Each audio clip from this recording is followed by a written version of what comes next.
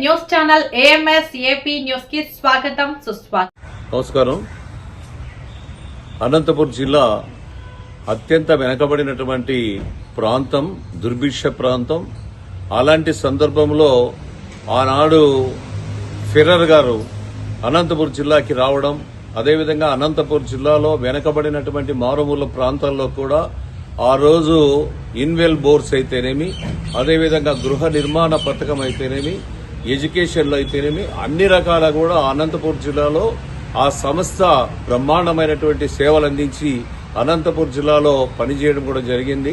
ఈ సంస్థకి ముఖ్యంగా చూసినట్లయితే 24 మునుపు అన్యాయం జరిగింది. FCRI ఫండ్స్ అనేవి రద్దు చేసేదానికి ఆ రోజు రద్దు చేయడం కూడా జరిగింది. అలాంటి సందర్భంలో ముఖ్యంగా 24 తర్వాత అధికారంలోకి వచ్చిన తర్వాతే NDA ప్రభుత్వంలో ముఖ్యంగా ప్రధానమంత్రి గారు అయితేనేమి, గౌరవ ముఖ్యమంత్రి చంద్రబాబు నాయుడు గారు అయితేనేమి, IT శాఖ మంత్రులు, ఎడ్యుకేషన్ మంత్రి అయినటువంటి నారా లోకేష్ గారి యొక్క సహాయ సహకారాలతో నిన్నటి రోజునే FCRIకి సంబంధించినటువంటి క్లియరెన్స్ కూడా రావడం జరిగింది. చాలా సంతోషదాయకం.